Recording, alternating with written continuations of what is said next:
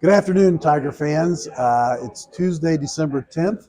Tiger Club, Mark Fitzpatrick is cruising the Rhine, so I'm Paul Blackman filling in for him, and we are really, really happy to welcome back to the Tiger Club Dave Matter. Dave, thank you for coming. Oh, my pleasure. Instead of me trying to remember the title, why don't you just tell us? Associate Athletics Director for Strategic Communications. Yes. Okay. Didn't there used to be part of it called There Storyteller? was. We evolved the title a little bit when we went through the administration transition, and I like the title right now. I think so. Storyteller makes it sound like it wasn't all the truth. You know?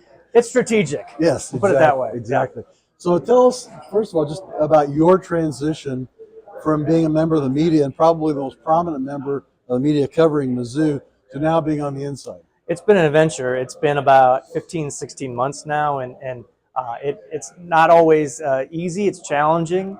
I have to think a different way. I kind of have to talk a different way. But what has made it easy and enjoyable is the people I get to work with. I'm part of an awesome team, and you know I joined a great team back summer of 2023. We went through some changes last winter, and Laird Veach has put together a really incredible leadership team. And to be part of that, to learn from folks like Eric Morrison and Brad Luce and Marcy Girton, of course Laird Veach, and everybody that he's assembled. We've got a really good thing going, and it's been a great ride. Now, one of the questions that came up today, and it's one that I was wondering too, is how much different was there? What was your view coming from being a reporter and a beat writer to seeing what you thought was the case, and then coming in on the inside and seeing that maybe it was a little different? Yeah, I was always like a curious kind of reporter that wanted to know how things worked and why decisions were made and how people got things done. But you never really knew the true story, I would say, of how an athletic department operates on a day-to-day basis until you're in it. And that part to me has really been fascinating. It's been every day I feel like I'm learning something new. I didn't really know a whole lot. Like I could see what happened. I could see how, I could see the product that was made, but you don't understand how. And that part to me is really interesting. And like I said, I'm trying to learn every day, and I feel like I'm in a better place now than I was when I started. But that's the goal. I mean, every day you come in and you want to lead my staff, develop them, get them in the best communication staff we can have in the SEC, which is our goal. And to do that, you got to learn how it all works. So that's what I've learned in the last year and a half or so. You told an anecdote that I thought very interesting. One example of all this was the songs when the team comes on the field at a football game. You want to just retell that? Yeah, I mean, it was really eye-opening for me. My first senior staff meeting, we were getting ready for our first we were just coming off of the first home football game.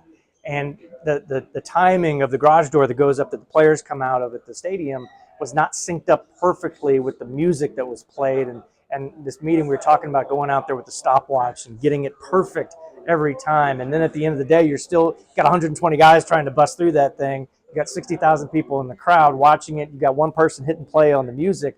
So things like that, I probably didn't appreciate the attention to detail to, and how much work, how much time and thought went into all those little things. And that's just one example. There's a million things that happen on a game day that if you're on the outside, you're experiencing, but you're not involved in. And to be on the other side, to me, is really fascinating. It's really cool, but it takes a lot of work, a lot of really smart people, a lot of learning from mistakes, and then you try to get better the next week, because you can't feel sorry for yourself if something goes wrong, because you got another game coming up in 5 days. Yeah. Tell us, before we close up here, a little bit about Will to Win and how this is coming about and what we're going to be seeing in the very near future. Yeah, well, thanks for asking. A lot of changes are coming to college athletics. We know that.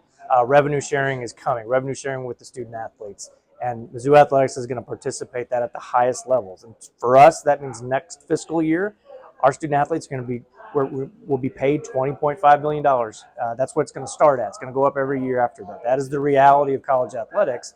And to make that possible, we are really doubling down on our will to win. This has to be an opportunity for Mizzou Athletics to move forward and to be not just competitive. We don't talk about just competing. We talk about winning.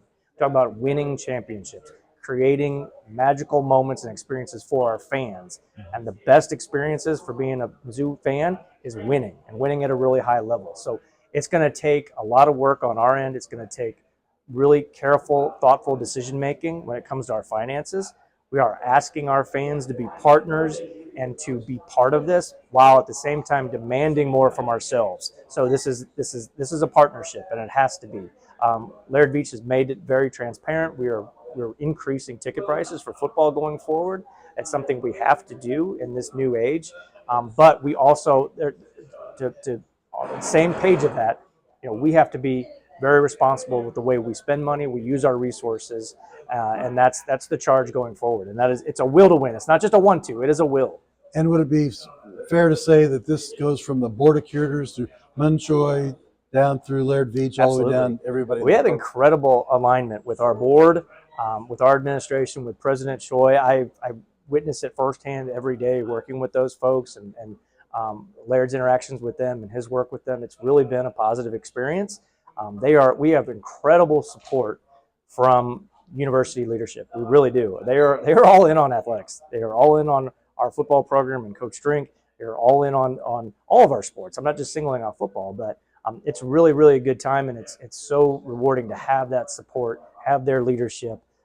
We're talking about a $250 million renovation of Memorial Stadium with the Centennial Project. That's not possible without their support and their leadership. Dave, it's been great to have you back. I hope it's not 2 years. I hope we can make this an annual event. And I want to tell everybody that next week we'll have our last Tiger Club luncheon in calendar year 2024. We'll have Jarrett Sutton, former Tiger basketballer, who's also does work on the telecast and is a scout for the New Orleans Pelicans. He'll be here. Then we'll have a whole new lineup of guests starting in January. So hope to see you. And if you need any more information, go to kctigerclub.com.